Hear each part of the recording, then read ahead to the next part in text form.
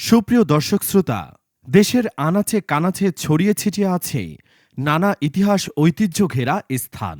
অথচ আমাদের অনেকেরই হয়তো ধারণা নেই সেই সব স্থান সম্পর্কে, জানা নেই নিজের বিভাগ সম্পর্কে। দৈনিক সকালের দুনিয়ার ধারাবাহিক তথ্যচিত্র আসুন জানি দেশকে অনুষ্ঠানের মাধ্যমে চেষ্টা করব দেশের প্রতিটি বিভাগের ইতিহাস, ঐতিহ্য, সংস্কৃতি, গঠন সম্পর্কে জানতে ও জানাতে।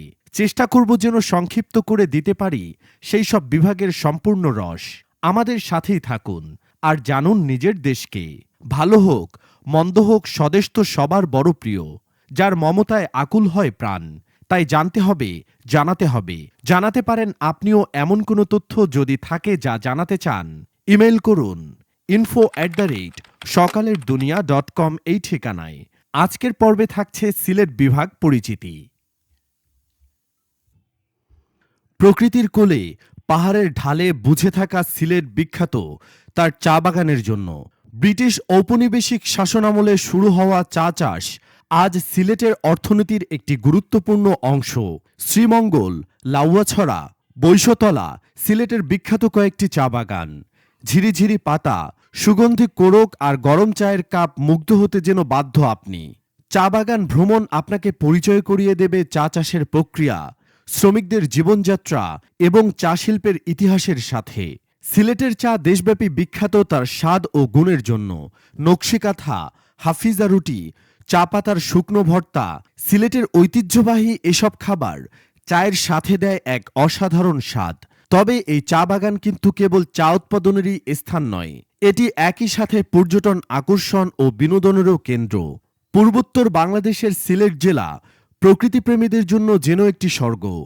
হাজারো জলপ্রপাত ও ঝর্ণার অসাধারণ সৌন্দর্য এই জেলাকে করে তুলেছে অনন্য। সিলেটের ঝর্ণাগুলি তাদের মনোরম দৃশ্য এবং শান্ত পরিবেশের জন্য বিশ্বব্যাপী পরিচিত। সিলেটের শ্রীমঙ্গল উপজেলার জাফলং এলাকা ঝর্ণার জন্য বিশেষভাবে বিখ্যাত, যার মধ্যে রয়েছে জাফলং ঝর্ণা, লাংকাই ঝর্ণা, রেইনবো ঝর্ণা এবং হাজারি ঝর্ণা। এই ঝর্ণাগুলো পাহাড়ের চূড়া থেকে নিচে নেমে এসে বয়ে চলে গেছে ঘন বন ও সবুজ পাহাড়ের মাঝ দিয়ে। ঝর্ণার এই স্বচ্ছ ঠান্ডা জল এবং আশেপাশের শান্ত ও মনোরম পরিবেশ আপনাকে যেন দিবে অন্যরকমেরই একটা অনুভূতি। এখানকার জলপ্রপাতগুলো পর্যটকদের কাছে অত্যন্ত আকর্ষণীয় এবং স্থানীয় মানুষের কাছে হয়ে উঠেছে একটি গুরুত্বপূর্ণ সম্পদে। এই ঝর্ণার জল ব্যবহার করা হয় কৃষিকাজ, মাছ ধরা এবং ঘরবাড়ির কাজে। সর্বোপরি স্থানীয় সংস্কৃতি এবং ঐতিহ্যেরও একটি গুরুত্বপূর্ণ অংশে পরিণত হয়েছে এই ঝর্ণাগুলো। শ্রীমঙ্গলে আরও পাচ্ছেন স্থানীয় সংস্কৃতি ও ঐতিহ্যের স্পর্শ। স্থানীয় হাটবাজার, উৎসব আপনাকে পরিচয় করিয়ে দেবে সিলেটের সংস্কৃতির সাথে। শ্রীমঙ্গলের পাহাড়ি অঞ্চলে অবস্থিত জাফলং সিলেটের আরও একটি মনোমুগ্ধকর পর্যটন গন্তব্য। সংকীর্ণ পাহাড়ি পথ ধরে জাফলং যাওয়ার সময় আপনি অনুভব করবেন প্রকৃতির অপার সৌন্দর্য। সিঁড়ি ধরে উঠে জাফলংয়ের মূল স্থানে পৌঁছালে আপনার সামনে খুলে যাবে ঝর্ণা ও নদীর মনোমুগ্ধকর এক দৃশ্য। জাফলংয়ের প্রধান আকর্ষণই হল এখানকার ঝর্ণা। এই ঝর্ণা থেকে নিঃসৃত জল নদীতে মিশে চলে যায়। নদীর তীরে বসে শুনতে পারবেন ঝর্ণার পানি ঝরে পড়ার মনোমুগ্ধকর শব্দ। তাছাড়াও আনন্দ নিতে পারেন নদীতে নৌকা ভ্রমণের। জাফলংয়ে আপনি উপভোগ করতে পারবেন প্রকৃতি, স্থানীয় সংস্কৃতি ও খাবার। জাফলংয়ের আশেপাশে পাওয়া যায় সেখানকার বিখ্যাত কিছু খাবার। স্থানীয় রেস্তোরাঁয় বসে যা আপনি করতে পারবেন উপভোগ। এখানকার স্থানীয় বাজারে আপনি পাবেন অসাধারণ নানা হস্তশিল্প। সিলেটের বনভূমি প্রকৃতির এক অপূর্ব সম্পদ, যা বিভিন্ন প্রজাতির উদ্ভিদ ও প্রাণীর আবাসস্থল। শহরের কোলাহল থেকে দূরে পাহাড়ের কোলে বিস্তৃত এই বন মানুষকে দেয় শান্তির নিঃশ্বাস। সিলেটের এই বন দু ধরনের, সাধারণ বন ও সংরক্ষিত বন। সাধারণ বনে পাওয়া যায় শাল, জাম্বুরা, চাম্বল, কাঁঠাল, বড়ুই ইত্যাদি গাছ। সংরক্ষিত বনে রয়েছে দুর্লভ প্রজাতির গাছপালা ও প্রাণী। শেরপুর জাতীয় উদ্যান, লাউয়াছড়া জাতীয় উদ্যান এবং হাজারা বন সংরক্ষণ এলাকা হচ্ছে এসব সংরক্ষিত বনের মধ্যে উল্লেখযোগ্য। সংরক্ষিত এই উদ্যানগুলোতে দেখা পাবেন হাতি, বাঘ, গন্ডার, চিতাবাঘ, হরিণ, বানর ইত্যাদি প্রাণীর। এছাড়াও রয়েছে বিভিন্ন প্রজাতির পাখি ও সরীসৃপ। সিলেটের বন্যপ্রাণী অভয়ারণ্যগুলো পর্যটকদের কাছে অত্যন্ত আকর্ষণীয়। এই অভয়ারণ্যগুলোতে দূর দূরান্ত থেকে আসে নানা মানুষ, পালন করা হয় নানা অনুষ্ঠান। সিলেটের এই বন শুধু প্রাকৃতিক সৌন্দর্যের জন্যই নয়, পর্যটনের জন্য হয়ে উঠেছে অত্যন্ত আকর্ষণীয়। ট্রেকিং, ক্যাম্পিং এবং বার্ড ওয়াচিংয়ের জন্য এই বনগুলো বিখ্যাত। তাছাড়াও সিলেটের আরেকটি চমকপ্রদ স্থান হচ্ছে রাতারগুল হাওর।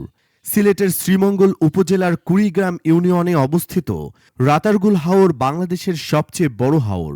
এই বিশাল জলাভূমি বিভিন্ন প্রজাতির মাছ, পাখি এবং জলজ প্রাণীর আবাসস্থল।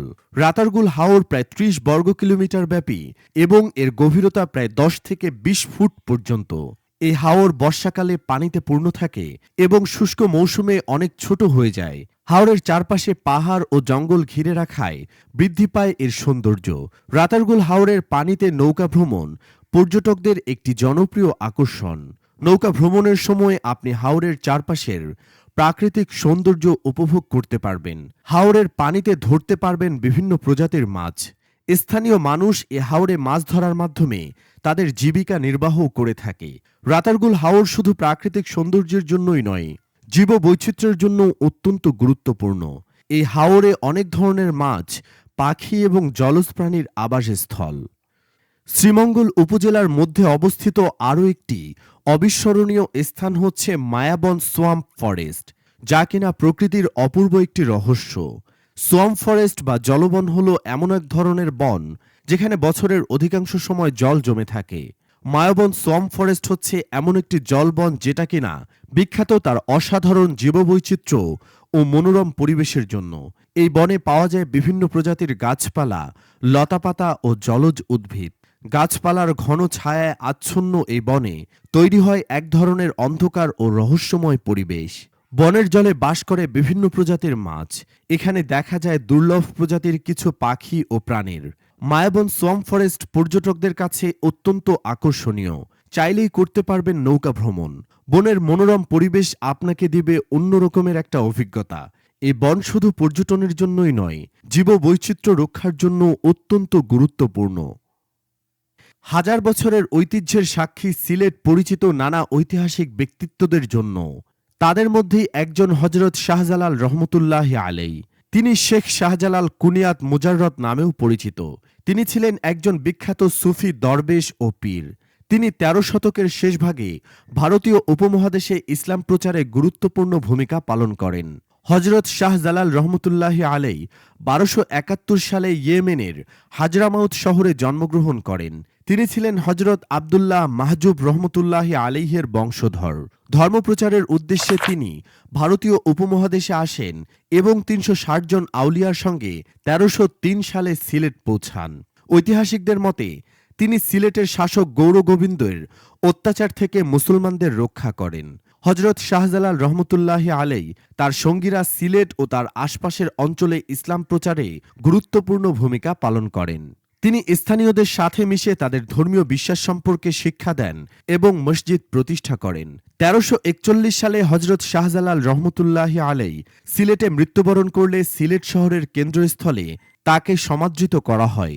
ক্রমেই তার মাজার পরিণত হয়ে ওঠে একটি দর্শনীয় স্থানে, যার দর্শন করতে দেশের বিভিন্ন প্রান্ত থেকে ছুটে আসেন হাজারো মানুষ। মাজার ভবনটি একটি সুন্দর স্থাপত্য নিদর্শন। এটির চারপাশে রয়েছে উঁচু গম্বুজ ও মিনার। সিলেট শহরের উপকণ্ঠে অবস্থিত ভ্যালি সিটি নামক আবাসিক এলাকাটি লন্ডনী পাড়া নামে পরিচিত। ঐতিহাসিকভাবে সিলেটের সাথে যুক্তরাজ্যের ঘনিষ্ঠ সম্পর্ক ছিল, বিশেষ করে প্রবাসী সিলেটিদের মাধ্যমে। এই ঐতিহ্যকে ধারণ করে লন্ডনী পাড়া তৈরি করা হয়েছিল লন্ডনের স্থাপত্যের অনুকরণে। এই পাড়ায় প্রায় ৭০টি একই রকমের ডুপ্লেক্স বাড়ি রয়েছে, যা লাল ইট এবং সাদা রঙের পাথরে নির্মিত। প্রতিটি বাড়ির সামনে ছোট বাগান এবং একটি করে গাড়ির গ্যারেজ রয়েছে। এছাড়াও লন্ডনী পাড়ায় একটি মসজিদ, একটি পার্ক, একটি খেলার মাঠ এবং নিজস্ব নিরাপত্তা ব্যবস্থা রয়েছে। লন্ডনী পাড়া শুধু তার স্থাপত্যের জন্যই নয়, বরং সুন্দর পরিবেশ এবং সম্প্রীতিপূর্ণ সম্প্রদায়ের জন্য পরিচিত। এটি সিলেট ভ্রমণকারীদের কাছে একটি জনপ্রিয় আকর্ষণ এবং স্থানীয়দের কাছে একটি গর্বের বিষয়। চায়ের দেশ নামে পরিচিত হলেও সিলেট কিন্তু কেবল চার জন্যই বিখ্যাত নয়, বরং তার মুখরোচক খাবারের জন্যও বিখ্যাত। এই অঞ্চলের স্বতন্ত্র খাবারগুলো স্থানীয় উপাদান এবং ঐতিহ্যবাহী রেসিপি দিয়ে তৈরি করা হয়, যা তাদের অনন্য স্বাদ এবং সুগন্ধ প্রদান করে। এমনই একটি বিখ্যাত খাবার হচ্ছে পানসি। এটি হলো সিলেটের একটি বিখ্যাত মিষ্টি। ময়দা, চিনি, ঘি এবং দুধ দিয়ে তৈরি করা হয় এই মিষ্টি। পাওয়া যায় বিভিন্ন আকারে, তবে সবচেয়ে জনপ্রিয় হলো গোলাকার পানসি। পানসির ভেতরে নারকেলের খোসার ভেতরের সাদা অংশ থাকে, যা মিষ্টি এবং সুগন্ধযুক্ত। পানসি সাধারণত গরম গরম পরিবেশন করা হয় এবং এটি চা বা কফির সাথে একটি আদর্শ জলখাবার। তাছাড়াও সিলেটের আরও একটি বিখ্যাত খাবার হচ্ছে রসগোল্লা। এটিও এক ধরনের মিষ্টি যা ছানা, চিনি এবং জল দিয়ে তৈরি করা হয়। রসগোল্লা সাধারণত ঠান্ডায় পরিবেশন করা হয় এবং পুরো বাংলাদেশে রয়েছে এর বিপুল জনপ্রিয়তা। প্রকৃতির এই অপরূপ সৌন্দর্য এবং সবুজের লীলাভূমি সিলেট যেন এক অপূর্ব প্রাকৃতিক এবং জীববৈচিত্র্যের আবাসস্থল, যা অনবরত হাতছানি দিয়ে ডাকতে থাকে বারবার। অসাধারণ সৌন্দর্যমণ্ডিত এই সিলেট নিয়ে আমাদের আজকের ভিডিও এ পর্যন্তই। যদি আমাদের ভিডিও আপনাদের ভালো লেগে থাকে তাহলে অবশ্যই একটি লাইক দিবেন। আমাদের চ্যানেলে নতুন হয়ে থাকলে সাবস্ক্রাইব করবেন আর এই ধরনের ভিডিও আরও বেশি বেশি পেতে বেল আইকনটিতে ক্লিক করুন।